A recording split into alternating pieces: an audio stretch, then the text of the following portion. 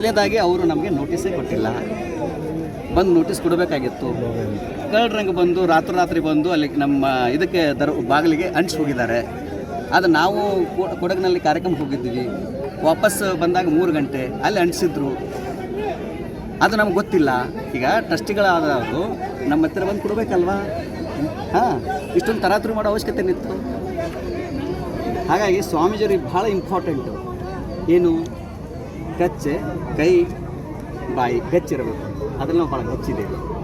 ಹಾಗಾಗಿ 12 ಜನಗಳದ್ದು ಆಗಲ್ಲ. ಏನು ಟ್ರಸ್ಟ್ ಬಾಯ್ಲ ಏನು ಹೇಳುತ್ತೆ, ಇಲ್ಲಿ ಏನು ಹೇಳುತ್ತೆ? ಹಾಂ, ನಿಮ್ಮ ಹತ್ತಿರ ಇದೆ ನೋಡಿ. ಇದು 4 ಜನಗಳದು ಅಲ್ಲ.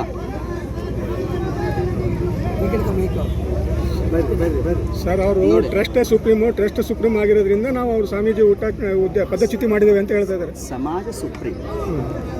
ಸಮಾಜಕ್ಕಿಂತ ದೊಡ್ಡವರು ಯಾರೂ ಇಲ್ಲ. ಸಮಾಜ ಇವರನ್ನು ನೇಮಿಸಿತ್ತು, ಇವರಾಗಿ ಮಾಡ್ಕೊಂಡಿದ್ದಾರೆ. ಮತ್ತು ಪೀಠ ಆರಂಭವಾಗಿರೋದು ಫೆಬ್ರವರಿ 17-18, 2008. ಟ್ರಸ್ಟ್ ಆಗಿರೋದು ಏಪ್ರಿಲ್ ತಿಂಗಳಲ್ಲಿ. ಮೊದಲು ಪೀಠ, ಆಮೇಲೆ ಟ್ರಸ್ಟು. ಆಮೇಲೆ ಪ್ರತಿ 5 ವರ್ಷಕ್ಕೊಂದ್ಸಲ ಟ್ರಸ್ಟಿಗಳು 1/4 ಹೋಗ್ಬೇಕಂತಿದೆ. ಅವು ಯಾವ ನಿಯಮನೂ ಫಾಲೋ ಮಾಡಿಲ್ಲ. ಒಬ್ಬರೇ ಇದ್ದಾರೆ, ಎಲ್ಲ ಅವರೇ ಇದ್ದಾರೆ.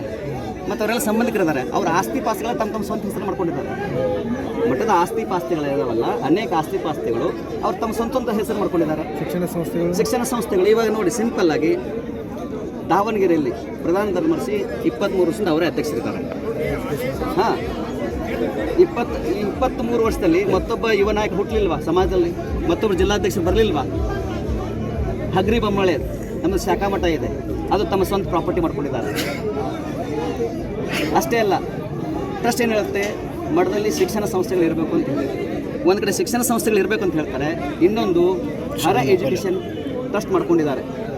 ಹರ ಎಜುಕೇಷನ್ ಟ್ರಸ್ಟ್ ಮಾಡಿಕೊಂಡು ನಮ್ಮ ನಮ್ಮ ಗುರುಗಳಾಗಿರೋ ಮಹಾನ್ ತಪ್ಪುಗಳ ಹೆಸರಿಟ್ಟುಕೊಂಡು ಅದನ್ನು ತಮ್ಮ ಸ್ವಂತ ಪ್ರಾಪರ್ಟಿ ಮಾಡಿದ್ದಾರೆ. ಮಠದ ಅಡಿಯಲ್ಲಿ ಇಲ್ಲ. ಮತ್ತು ಈಗಾಗಲೇ ಇಲ್ಲಿ ಮಠದಲ್ಲಿ ಕಟ್ಟಡಗಳಾಗಿದ್ದಾವೆ. ಅದ್ರ ಬಗ್ಗೆ ಭಕ್ತರಿಗೆ ಕ್ವಶನ್ ಕೇಳ್ತಾ ಇದ್ದಾರೆ. ನಾವು ಕೇಳಿಲ್ಲ. ನಾವೇನು ಇವತ್ತಿಗೂ ಅವ್ರಿಗೆ ಕ್ವಶನ್ ಮಾಡಿಲ್ಲ. ಮೊನ್ನೆನೂ ಆದಾಗೂ ಒಂದೇ ಕೇಳಿದ್ದೀವಿ ನಾವು. ಭಕ್ತರು ಕೇಳಿದ್ದಾರೆ. ಅದಕ್ಕೆ ಅವ್ರದ್ದೇನಪ್ಪ ಅಂತಂದರೆ, ಲೆಕ್ಕ ಕೇಳೋರು ಸ್ವಾಮಿಗಳು ತೆಗೆದುಬಿಟ್ರೆ ಲೆಕ್ಕ ಕೇಳೋರು ಇರಂಗಿಲ್ಲ ಅಂತ. ಅವ್ರು ಸೆಂಟ್ರಿಲ್ಲ ಸರ್ಕಲಲ್ಲಿ ಇರ್ತದೆ ಅಂತ. ಆದರೆ ಭಕ್ತನ ಬೆವರ ಹನಿಯಿಂದ ತಾನು ಉತ್ತಿ ಬಿತ್ತಿ ಬೆಳೆದು ಮಠದ ಸತ್ಪಾತ್ರಕ್ಕೆ ಅನ್ನದಾಸ ಕೊಡ್ತಾರೆ. ಸಾವಿರ ಭಕ್ತರು, ಲಕ್ಷ ಭಕ್ತರು, ಸ್ವತಃ ಒಬ್ಬ ಧರ್ಮದರ್ಶಿ ಮೊನ್ನೆ ಏನೇನು ಅವ್ಯವಹಾರ ಆಗಿದೆ ಅಂತ ಮುಕ್ತವಾಗಿ ಹೇಳಿದ್ದಾರೆ. CC ಕ್ಯಾಮ್ರಾದಲ್ಲಿ ಅದು ರೆಕಾರ್ಡ್ ಆಗಿದೆ.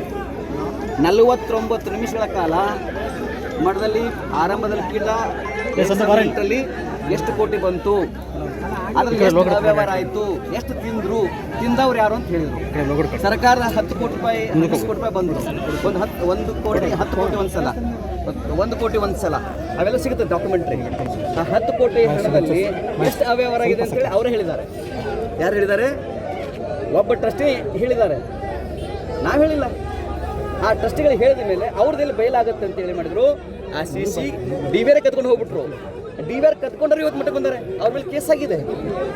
ಕಳ್ಳರೇ ಬಂದು ಕಳ್ಳರಿಗೆ ರಕ್ಷಣೆ ತೊಗೊಂಡು ಬಂದಾರೆ. ಅಲ್ಲಿ ಅವರು ಬಹಳ ಗಟ್ಟಿಯಾಗಿದ್ದರೆ, ನಿಜವಾದ ಧರ್ಮದರ್ಶಿಗಳಾಗಿದ್ದರೆ ನೇರವಾಗಿ ಬರ್ಬೋದಾಗಿತ್ತು, ನಮ್ಮ ಹತ್ರ ಕುತ್ಕೊಂಡು ಮಾತಾಡ್ಬೋದಾಗಿತ್ತು.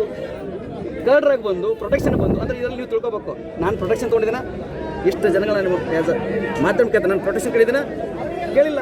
ನಾನು ಸನ್ಯಾಸಿ, ನಮ್ಗೆ ನಿರ್ಭಯಾಗಿರಬೇಕು. ನಮ್ಮ ಮಠದಲ್ಲಿ ಸುವ್ಯವಸ್ಥೆ ಇರಬೇಕು, ಶಾಂತಿ ಸಮಾಧಾನ ಇರಬೇಕು. ಭಕ್ತರಿಗಿಂತ ದೊಡ್ಡವರು ಯಾರೂ ಇಲ್ಲ. ನನ್ನ ಕನಸು ಒಂದೇ, ಈ ನಾಡನ್ನು ಕಳೆದ 2.5 ವರ್ಷದಿಂದ ನಾವು ಇಂದಿನ ರಾಜ್ಯಾಧ್ಯಕ್ಷರಂಥ ಸೋಮನಗೌಡ ಪಾಟೀಲ್ರವರು ಹಳ್ಳಿ ತಿರುಗಾಡ್ತಾ ಇದ್ದೀವಿ, ಸಮಾಜವನ್ನು ಸಂಘಟನೆ ಮಾಡ್ತಾ ಇದ್ದೀವಿ. ಅದು ಜಾತಿಗಳಂತೆ ಇರಬಹುದು. ಇನ್ನು ಕೆಲವರು ಏನಾಗಿದೆ ಅಂತಂದರೆ ಅವರಿಗೆ ಹಿಂದೂ ಅಂತ ಹೇಳಬಾರ್ದು ಅಂತದೆ. ಕೆಲವು ಟ್ರಸ್ಟಿಗಳಿಗೆ ಏನಿದೆ ಅಂತಂದರೆ ಸ್ವಾಮಿಗಳು ಹಿಂದೂ ಅಂತ ಹೇಳಬಾರ್ದು ಅಂತಂತಾರೆ. ಇನ್ನೊಂದು ಲಿಂಗಾಯತ್ ಅಂತಲೂ ಹೇಳಬಾರ್ದು ಅಂತಂತಾರೆ. ಒಂದವರು ನಾವು ಹಿಂದೂ ಲಿಂಗಾಯತ್ ಅನ್ನಬಾರ್ದು ಸ್ವಾಮಿಗಳು. ಅವರು ಮಾತಾಡಿದ ಪ್ರಶ್ನೆಗಳು ಹೆಂಗೆ ಅಂತ ನೀವು ಇಮ್ಯಾಜಿನ್ ಮಾಡೋಕ್ಕಾಗಲ್ಲ. ಈಗ ಗುರುಗಳೇ, ಈಗ ಸ್ಟ್ಯಾಂಡ್ ಏನು ಗುರುಗಳೇ, ಈಗ ಅವರು ಪದಚ್ಯುತಿ ಮಾಡಿದ್ದೀವಿ ಅಂತೇಳಿ ಅಮಾನ್ಯ. 12 ಜನಗಳ ಮಠ ಅಲ್ಲ ಇದು. 12 ಜನಗಳ ದುಡ್ಡು ಹಾಕ್ಕೊಂಡು ಮಠ ಕಟ್ಟಿಲ್ಲ. ಈ ಮಠ ಕಟ್ಟಿದವರು ಲಕ್ಷಾಂತರ ಜನ ಬಡ ಪಂಚಮಸಾಲಿಗಳು, ರೈತರು. ಹಾಗಾಗಿ ಈ ಮಠ ಇನ್ನು ರಾಷ್ಟ್ರ ಅಂತಾರಾಷ್ಟ್ರ ಮಟ್ಟದಲ್ಲಿ ಬೆಳೆಸ್ತೀವಿ ಅನ್ನೋ ಸಂಕಲ್ಪ ನಮಗಿದೆ. ನನಗೆ ಯಾವುದೇ ರೀತಿ ಭಯ ಇಲ್ಲ, ಆತಂಕ ಇಲ್ಲ. I am so confident. I have all right. ಮುಂದಿನ ನಿರ್ಧಾರ ಬಗ್ಗೆ ಮುಂದಿನ ಈಗ ನಮ್ಮೆಲ್ಲ ಭಕ್ತರು ಬರ್ತಾರೆ, ಅವ್ರ ಜೊತೆ ಚರ್ಚೆ ಮಾಡ್ತೀವಿ. ಭಕ್ತರಿಗೆ ಇಚ್ಛೆಯಂತೆ ಎಲ್ಲ ನಡೀತೆ. ಅಲ್ಲ, ಶಾಸಕರ ಸೌಲಭ್ಯದಿಂದಲೇ ನೀವು ಅಂತಾರಾಷ್ಟ್ರೀಯ ಮಟ್ಟಕ್ಕೆ ಗುರುತಿಸ್ಕೊಂಡ್ರಿ, ಆದರೆ ಎದಕ್ಕೆ ಬಿಡಕ್ಕೆ ಹೇಳ್ತಾರೆ ಅಂತ ಶಾಸಕರು. ಈಗ ನಾರ್ಮಲ್ ಆಗಿ ಯಾವುದೇ ಒಬ್ಬ ಸ್ವಾಮಿಗಳಿಗೆ ಏನೇ ಹೇಳ್ಬೇಕಂತಂದ್ರೆ ಅವ್ರಿಗೆ ಯಾವುದೇ ಸ್ಟ್ರಾಂಗ್ ಎವಿಡೆನ್ಸ್ ಇಲ್ಲ. ನೋಡ್ರಿ, ಸ್ವಾಮಿಗಳಿಗೆ ಯಾವುದೇ ಗಜ್ಜೆ ಕೈ ಬಾಯಿ ಗಜ್ಜೆ ಅದನ್ನ ಬಿಟ್ಟು ಅವ್ರು ಹೇಳಕ್ಕೆ ನಮ್ಮ ಬಗ್ಗೆ ವಿಷಯ ಡೈವರ್ಟ್ ಮಾಡಿದ್ದಾರೆ. ಏನ್ ಟ್ರಸ್ಟ್ ಬಗ್ಗೆ ಈ ಹಿಂದಿನ ಸ್ವಾಮೀಜಿ ಅವ್ರನ್ನು ಇದೇ ರೀತಿ ಒಂದು ರೀತಿ ಉಚ್ಚಾಟನೆ ಮಾಡಿದ್ರು ಅಂದ್ರೆ ಅವರು ಒಂದು ಸ್ಕೀಮ್ ಮಾಡ್ಕೊಂಡಿದ್ದಾರೆ. ಪ್ರತಿ 5 ವರ್ಷಕ್ಕೆ ಇನ್ನೊಂದು ಸ್ವಾಮಿ ಮಾಡ್ಬೇಕು. ಆ ಸ್ವಾಮಿಗಳ ಕಾಲದಲ್ಲಿ ಹಾಕೋಬೇಕು, ಇದೆ ಅವ್ರಿಗೆ ಅಷ್ಟೇ. ಹಾಗೆ ಸಮಾಜ ಕಟ್ಟಬೇಕು ಯಾವ ಉದ್ದೇಶ ಇಲ್ಲ. ಹಂಗಿದ್ರೆ ಇಲ್ಲಿವರೆಗೆ ಅವರ ಟ್ರಸ್ಟ್ಗಳು ಇರ್ತಿರಲಿಲ್ಲ. ಪ್ರತಿ 5 ವರ್ಷದ ಹೊಸ ಟ್ರಸ್ಟ್ಗಳು ಇರಬೇಕಾಗಿತ್ತು. ಯಾಕಂದ್ರೆ ಫಾಲೋ ಮಾಡಿಲ್ಲ ಅವರು. ಸರಿ, ಹಿಂದೂ ಮಠಾಧೀಶರು ಟಾರ್ಗೆಟ್ ಆಗಿ 5 ಕಿಂಚು ಉಚ್ಚಾಟನೆ ನೋಡಿ, ಇದರಲ್ಲಿ ಕೆಲವರು ಪಕ್ಕ ಇದರಲ್ಲಿ ಕೆಲವರು ಪಕ್ಕ ಆಂಟಿ ಹಿಂದೂಗಳಿದ್ದಾರೆ. ಆ ಟ್ರಸ್ಟ್ಗಳ ಹೆಸರು ಕೂಡ ನಾನು ಹೇಳಬಲ್ಲೆ, ಸಮಯ ಸಂದರ್ಭದಲ್ಲಿ ಹೇಳ್ತೇನೆ. ಮತ್ತು ಆಂಟಿ ಲಿಂಗಾಯತರಿದ್ದಾರೆ ಅವರು. ಇವತ್ತಿಗೂ ನಿಮ್ಗೆ ಗೊತ್ತಿರಲಿ, ಮಠದಲ್ಲಿ ನಿರ್ಗಮಿಸಬೇಕು ಮತ್ತು ಸಂಜೆ 6 ಗಂಟೆ ನಂತರ ಮಠದಲ್ಲಿ ನಾವು ಗೇಟ್ ಓಪನ್ ಮಾಡ್ತೀವಿ. 5 ವರ್ಷಗಳ ಕಾಲ ಬಸವನ ಕೇಳ್ಕೊತೀವಿ. ಮಾನ್ಯ ತಹಸೀಲ್ದಾರ್ ಹರಿಹರ ಅವರು ಆದೇಶ ಮಾಡಿದ್ದಾರೆ, ಸಂಜೆ 6 ಗಂಟೆವರೆಗೆ ಮಠದ ಆವರಣ ಸೇರಿದಂತೆ 2 ಕಿಲೋಮೀಟರ್ ವ್ಯಾಪ್ತಿಯಲ್ಲಿ ನಿಷೇಧಾಜ್ಞೆ ಜಾರಿಯಲ್ಲಿದೆ. ಹಾಗಾಗಿ ಎಲ್ಲರೂ ಕೂಡ ದಯವಿಟ್ಟು ಹೋಗಬೇಕು. ಅವರಿಗೆ. ಹಾಗಾಗಿ ನಾವು ಬಹಳ ಕಾನ್ಫಿಡೆಂಟ್ ಇದ್ದೀವಿ. ಭಕ್ತರು ಬರ್ತಾರೆ. ಭಕ್ತರನ್ನು ನಂಬಿಕೊಂಡು ನಾನು ಪೀಠಾಧ್ಯಕ್ಷರಾಗಿರೋದು 4 ಜನಗಳನ್ನೆಲ್ಲ. ಮತ್ತು ನಮ್ಮ ಸಂಪುಟದಲ್ಲಿ ನಮ್ದೇನು ಸಂಪುಟ ಇದೆಲ್ಲ, ಭಕ್ತಾದಿಗಳಲ್ಲಿ ಒಂದಂತೂ ಮಾನ್ಯ ಶ್ವಾಸವನ್ನು ಬಿಡಬೇಕಂತ ಇಲ್ಲ. ಸಾಹೇಬರು 144 ಸೆಕ್ಷನ್ ಜಾರಿ ಮಾಡಿದ್ದಾರೆ. ಹಾಗಾಗಿ ತಾವೇ ಸಾಯಂಕಾಲ 6 ಗಂಟೆವರೆಗೆ ನಿಷೇಧಾಜ್ಞೆ ಇರುತ್ತೆ. ದಯವಿಟ್ಟು ಎಲ್ಲ ಹೋಗ್ಬೇಕು. ಆರೋಪಗಳಿದಾವೆ. ಸಾರ್ವಜನಿಕರೆಲ್ಲ ಹೋಗ್ಬೇಕು. ಅದನ್ನ ಡೈವರ್ಟ್ ಮಾಡ್ಬೇಕಂತ ಈ ಸ್ವಾಮಿ ಕೇಸರ್ ಭಯ್ಯನು ಎಲ್ಲಿಗೆ ಬರ್ರಿ ಮೇಲ್ಗಡೆ ಬೀರ್ ಪಾರ್ಟಿ ಅವರು ಎಲ್ಲರೂ ಮೇಲ್ಗಡೆ ಹತ್ರ ಬರ್ರಿ. ನಮ್ಮದು ಕನಸೇನಿತ್ತು ಅಂತಂದರೆ ಹರಿಹರ ತಾಲೂಕು ಪ್ರತಿ ಮನೆಗೆ ಹೋಗಬೇಕು ಅಂತ ಇತ್ತು. ದಾವಣಗೆರೆ ಜಿಲ್ಲೆಯ ಪ್ರತಿ ಮನೆಗೆ ಹೋಗ್ಬೇಕಂತಿತ್ತು. ಹೆಲ್ಮೆಟ್ ಮತ್ತೆ ಲಾಠಿಗೆ ಸಾಕು, ಎಲ್ಲರೂ ಮೇಲ್ಗಡೆ ಹತ್ರ ಬರ್ರಿ.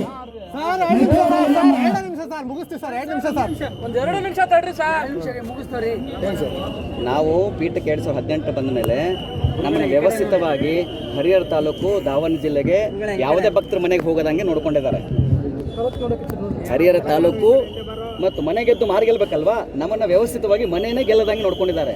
ಆದರೆ ಇತ್ತೀಚಿನ ದಿನಗಳಲ್ಲಿ ನಾವು ಭಾಳ ಗಟ್ಟಿಯಾಗಿ ನಮ್ಮ ಡಾಕ್ಟರ್ ರಾಜ್ಕುಮಾರ್ ಅವರು ಬಂದ ಮೇಲೆ ನಾವು ಭಕ್ತರ ಬಡವರ ಮನೆಗೆ ಹೋಗ್ತಾ ಇದ್ದೀವಿ. ಯಾವುದೇ ಒಂದು ಬಡವರ ಮನೆಗೆ ಹೋದರೆ ನೀವು ಚಿತ್ರದುರ್ಗ ಜಿಲ್ಲೆ ಕೇಳ್ಕೊಂಡು ಬನ್ನಿ, ಕೊಪ್ಪಳ ಜಿಲ್ಲೆ ತೆಗೆದುಕೊಂಡು ಬನ್ನಿ, ಎಲ್ಲ ಕಡೆಗೆ ಪ್ರವಾಸವನ್ನು ಮಾಡ್ತಾ ಇದ್ದಾಗ ಯಾರು ಬಡ್ಕೊಂಡು ಅಲ್ಲೇ ದುಡ್ಡು ಕೊಟ್ಟು ಬರ್ತೀವಿ ನಾವು. ಕೆಲವೊಂದಿಷ್ಟು ಭಕ್ತರು ಹೇಳ್ತಾ ಇದ್ರು, ಮೊದಲೆಲ್ಲ ಸ್ಕ್ರಿಪ್ಟೆಡ್ ಭಾಷಣ ಬರ್ಬಿಟ್ಟು ಇದನ್ನೇ ಮಾತಾಡಬೇಕು ಅಂತ ಹೇಳ್ತಿದ್ರು. ನೋಡ್ರಿ, ಅದನ್ನು ಸಮಯ ಸಂದರ್ಭ ಇವತ್ತಿಗೆ ಇಷ್ಟು ಸಾಕು. ಬಟ್ ನಾನು ಎಲ್ಲ ನಿಮ್ಮ ಮಾಧ್ಯಮಕ್ಕೆ ಹೇಳ್ತಿದ್ದೀನಿ, ಭಕ್ತನೇ ಭೂಮಿಯ ಮೇಲೆ ಭಗವಂತ, ಪಂಚಮಸಾಲಿ ಸಮಾಜವೇ ನನ್ನ ಶ್ವಾಸ. ನನ್ನ ಇವತ್ತಿಗೆ ಒಂದೇ ₹1 ಯಾರಿಗೂ ನನಗೆ ಕೈ ಒಡ್ಡಿಲ್ಲ. ನಮ್ಮದು ಕೊಡುವಂಥದ್ದು, ಕೇಳುವಂಥದ್ದಲ್ಲ. ಆದರೆ ಭಕ್ತ ನನಗೆ ಪ್ರಸಾದವನ್ನು ಕೊಟ್ಟಾರೆ, ರೊಟ್ಟಿ ಮಾಡಿ ಕೊಟ್ಟಾರೆ, ಅನ್ನ ಮಾಡಿ ಕೊಟ್ಟಾರೆ, ಸಾಂಬಾರು ಕೊಟ್ಟಾರೆ, ಚಟ್ನಿ ಮಾಡಿ ಕೊಟ್ಟಾರೆ. ಅವ್ರ ಋಣದಲ್ಲಿ ನಾನಿದ್ದೇನೆ. ನಾವು ಉಳಿದಾರೊಬ್ಬರ ಋಣದಲ್ಲಿಲ್ಲ, ಭಕ್ತರ ಋಣದಲ್ಲಿದ್ದೇವೆ. ಹಾಗಾಗಿ ಭಕ್ತರು ಏನು ಹೇಳ್ತಾರೆ ಅದು ಫೈನಲ್. 4 ಜನ ಫೈನಲ್ ಅಲ್ಲ. ಭಕ್ತರ ಸಭೆ ನಡೆಸಿ ಮುಂದಿನ ನಿರ್ಧಾರ ಖಂಡಿತ ಭಕ್ತರ ಜೊತೆಗೆ ಚರ್ಚೆ ಮಾಡ್ತೇವೆ. ನಮ್ಮೆಲ್ಲ ಸಮುದಾಯದ ಮುಖಂಡರು ಬರ್ತಾರೆ, ಅವರೆಲ್ಲ ಚರ್ಚೆ ಮಾಡ್ತಾರೆ. ಅವರು ಹೇಳಬೇಕು ವ್ಯವಸ್ಥಿತವಾಗಿ. ಈ ಹರಿಹರ ತಾಲೂಕು, ದಾವಣಗೆರೆ ಜಿಲ್ಲೆ ಕೆಲವು ಕಡೆ ಹೋಗಲ್ದಂಗೆ ನಮ್ಮ ನೋಡ್ಕೊಂಡಿದ್ರು. ಆದರೆ ಈ ಸಮಸ್ಯೆ ಆದಾಗನೇ ನಮ್ಮ ಡಾಕ್ಟರ್ ರಾಜ್ಕುಮಾರ್ ಅವರು ಬಂದದ್ದು. ಡಾಕ್ಟರ್ ರಾಜ್ಕುಮಾರ್ ಅವ್ರು ಯಾಕೆ ಬಂದರು? ಅಡ್ಮಿನಿಸ್ಟ್ರೇಟ್ರು. ಇವ್ರ ಸಮಸ್ಯೆ ಇತ್ತಲ್ಲ ಈ ಮಧ್ಯದ ಬಿಲ್ಡಿಂಗ್ ವಿಚಾರದಲ್ಲಿ, ಅಲ್ಲೇನಿರ್ತದೆ ಅದು ಹಣವನ್ನು ಅದಕ್ಕೆ ಉಪಯೋಗಿಸ್ಬೇಕಂತಿದೆ. ಅದು ಯಾವುದೂ ಯೂಸ್ ಆಗಿಲ್ಲ. ದುಡ್ಡು ತೊಗೊಂಡಿದ್ದಾರೆ, ಬಿಲ್ಡಿಂಗ್ ಇಲ್ಲ. 10 ಕೋಟಿ ರೂಪಾಯಿದಲ್ಲಿ ಒಂದಿಷ್ಟು ಪಕ್ಕದ ಮಠಗಳು ನೋಡ್ಕೊಂಡು ಬನ್ನಿ ಹೆಂಗೆ ಬೆಳೆದಾವೆ. ಈ ಮಠಗಳು ಯಾಕೆ ಬೆಳೀತಾ ಇಲ್ಲ ಅಂತಂದರೆ ಸ್ವಾಮಿಗಳಿಗೇನು ಅಧಿಕಾರ ಇಲ್ಲ ಇಲ್ಲಿ. ಆದರೂ ನಾವು ಅಧಿಕಾರ ಇಟ್ಕೊಂಡು ಬಂದಿಲ್ಲ. ಅಧಿಕಾರ ಹಂಗಿರ್ತದೆ, ನಾವು ಕಂಡೀಷನ್ ಹಾಕೊಂಡು ಬರ್ತಿರ್ತೀವಿ. ನಮ್ಮದೇನಪ್ಪ, ಸಮಾಜ ಸಂಘಟನೆ ಆಗಬೇಕು. ಈ ಸಮಾಜವನ್ನು ದೊಡ್ಡದಾಗಿ ಬೆಳೆಸಬೇಕು. ಪಂಚಮಸಾಲಿ ಸಮಾಜವನ್ನು ದೊಡ್ಡ ಮಟ್ಟದಲ್ಲಿ ಬೆಳೆಸಬೇಕು. ಬಡ ಮಕ್ಕಳಿಗೆ, ಬಡವರಿಗೆ ಅನುಕೂಲ ಆಗುವ ದೃಷ್ಟಿಯಿಂದ, ಅವರಿಗೆ ಅನುಕೂಲ ಆಗುವ ದೃಷ್ಟಿಯಿಂದಲೇ ನಾವೆಲ್ಲವನ್ನು ತ್ಯಾಗ ಮಾಡಿ ಬಂದಿದ್ದೇವೆ. ನಾವು ಲೆಕ್ಕ ಕೇಳಿಲ್ಲ, ಭಕ್ತರು ಲೆಕ್ಕ ಕೇಳ್ತಾ ಇದ್ದಾರೆ. ಹಾಗಾಗಿ ಅವರು ವಿಷಯ ಡೈವರ್ಟ್ ಮಾಡೋ ಸಲುವಾಗಿ ನಮ್ಮ ಮೇಲೆ ಇದು ಮಾಡ್ತಾರೆ. ಅದನ್ನು ಹೇಳ್ತೀನಿ ನಾನು ಸಮಯ ಸಂದರ್ಭ ಭಕ್ತರ ಮಧ್ಯೆ. ಅದು ಎಲ್ಲ ಟ್ರಸ್ಟ್ಗಳಿಗೆ ಗೊತ್ತಿದೆ, ಉಳಿದ ವಿಶೇಷ ಆಹ್ವಾನ ಗೊತ್ತದೆ. ಕೆಲವ್ರು ಬೇಕಂತ ನೀವು ಹಿಂದೂನ ಹೇಳಬಾರ್ದು, ಯಾಕಂದ್ರೆ ನಾವು ಜಾತಿ ಗಣತಿ ಮಾಡುವಾಗ ನಾವು ಗಟ್ಟಿಯಾಗಿ ಹೇಳಿದೆ. ಯಾಕಂದ್ರೆ ನಮ್ಮ ಜಾತಿಯ ಪ್ರಮಾಣ ಪತ್ರದಲ್ಲಿ ಹಿಂದೂ ಲಿಂಗಾಯತ ಅಂತಿದೆ. ಬರೀ ನಮ್ಮ ಸ್ವಂತ ನಿರ್ಣಯ ಆಗಿರಲಿಲ್ಲ, 17 ಜಿಲ್ಲೆಯ ಪ್ರವಾಸವನ್ನು ಮಾಡಿ ಆ ಭಕ್ತರ ಸಭೆಗೆ ಕರ್ಕೊಂಡು ವಿಡಿಯೋ ರೆಕಾರ್ಡ್ ಮಾಡಿಕೊಂಡು ಅವರ ಅಭಿಪ್ರಾಯವನ್ನು ನಾವಿಲ್ಲಿ ಹೇಳಿದ್ದೀವಿ. ಟ್ರಸ್ಟಲ್ಲಿ ಒಪ್ಪಿಗೆ ತೊಗೊಂಡು ಕೂಡ ಅಲ್ಲಿ ಬೆಂಗಳೂರಿಗೆ ಯಾರೊಬ್ಬರು ಬರಲಿಲ್ಲ. ಅಂದರೆ ವ್ಯವಸ್ಥಿತವಾಗಿ ಹಿಂದೂ ಸ್ವಾಮಿಗಳು ಮತ್ತು ವಿಶೇಷವಾಗಿ ಪಂಚಮಸಾಲಿ ಸ್ವಾಮಿಗಳು ಲಿಂಗಾಯತ್ ಪಂಚಮಸಾಲಿ ಅನ್ನಬಾರ್ದು ಅಂತಂತಾರೆ. ಮಾಡಬೇಕಾಗಿತ್ತು, ಮಾಡಿಲ್ಲ ಸ್ವಾಮಿಗಳು ಅಂತ ಅವ್ರ ಆರೋಪ.